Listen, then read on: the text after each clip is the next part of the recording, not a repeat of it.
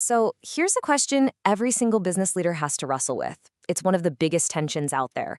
When you look at your team, what do you see? Do you see a cost on a spreadsheet? Something to be, well, minimized? Or do you see your most valuable, appreciating asset? We're going to dig into that right now. This line is just brilliant. It apparently came from a boardroom discussion where the finance chief says, hey, what if we spend all this money training our people and then they just leave? And look, you get the fear, right? But the CEO's response just flips the whole problem on its head. The real risk isn't investing in people who might leave. The real risk is the damage done by untrained, unmotivated people who stay. And that, right there, is the fundamental paradox we're exploring. This isn't just some philosophical debate.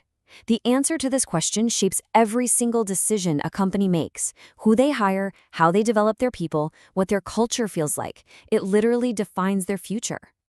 Okay, so how can you tell whether you're looking for a job or leading a team? How do you figure out which side of that line a company is on? Well, you look for the signals. There are 5 really clear signs that tell you an organization sees its people as an asset. Think of this as your toolkit, your North Star for finding a great workplace. First up, career development. Are there actual, tangible paths for you to grow, or is it a dead end? Then there's real diversity and inclusion, and I mean real, a place where every single perspective is actually valued. Third, fair labor relations. That's the bedrock, right? Basic safety and respect. You also need an effective orientation, one that actually gets you ready to contribute, not just drowns you in paperwork. And finally, robust training, a serious commitment to helping you get better at what you do. If you see these 5 things, you're probably in a really good spot. And this isn't just some nice-to-have theory. I mean, look at a powerhouse like Shopify. They are in a constant, brutal war for the best tech talent. So how do they win? It's not just about perks. They live this asset-first mindset.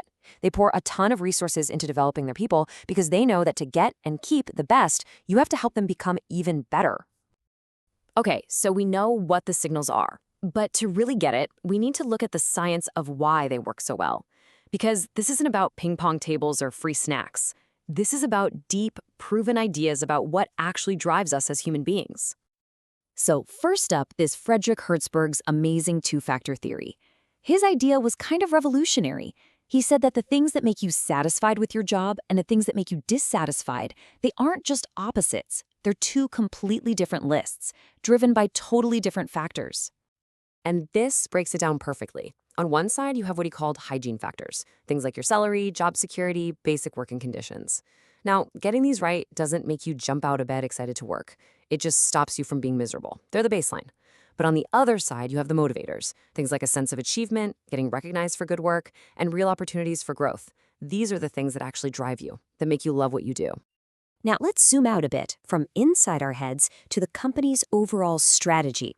This is the resource-based view. And what it argues is that a company's real sustainable competitive advantage doesn't come from its position in the market. It comes from the unique, powerful resources it builds on the inside. And for a workforce to be one of those game-changing resources, it has to pass a 4-part test called the VRIO framework. Let's walk through it. First is V for valuable. This is just the ticket to the game. Does your team have the skills to actually help the company grab opportunities and fight off threats? Pretty straightforward. But it's not enough to be valuable. Your team also has to be R for rare. It's not just about having good people. It's about having a mix of talent, skills, or just a special kind of chemistry that your competitors can't just go out and hire. This is where your team starts to become a secret weapon.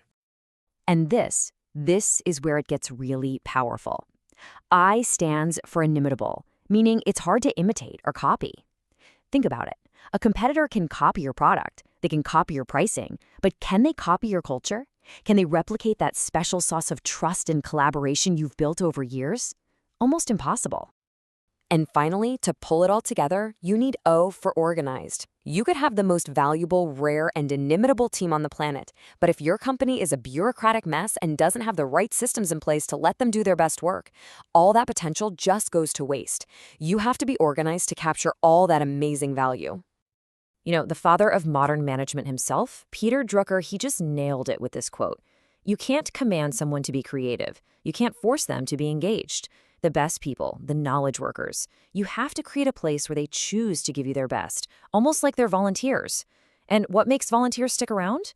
A sense of purpose, growth, feeling recognized. Sounds a lot like Herzberg's motivators, doesn't it? And listen, this isn't just fluffy management talk. This stuff hits the bottom line hard. Research from the Harvard Business Review found that companies with more diverse leadership teams actually report 19% higher revenue from innovation. Why? Well, it makes sense. A truly inclusive culture brings more ideas to the table, and that makes it a rare and inimitable asset that literally creates new money. So let's bring this down to earth and see how it works in the real world. We're going to look at two huge companies, RBC and Microsoft, who both face these massive threats and use these exact ideas to turn their workforces into their biggest advantage. So check out these two incredible turnarounds. On one side, you've got RBC, a huge traditional bank getting hammered by these nimble little fintech startups. Their big move? They focused on Herzberg's motivators. They shifted their promise from job stability to employability, pouring millions into upskilling their people to make the work itself more valuable. And then you have Microsoft. For years, they had this brutal, toxic internal culture of competition.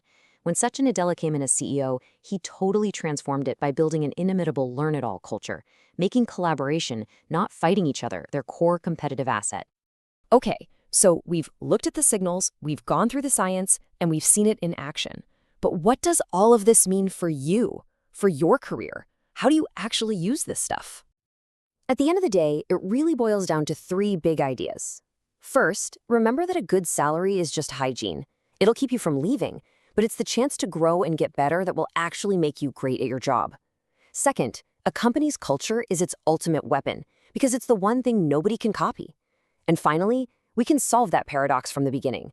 The risk of training people who leave is so much smaller than the risk of being stuck with untrained people who stay. The smart money is always on your people. And all this leaves us with a really fascinating question for the future.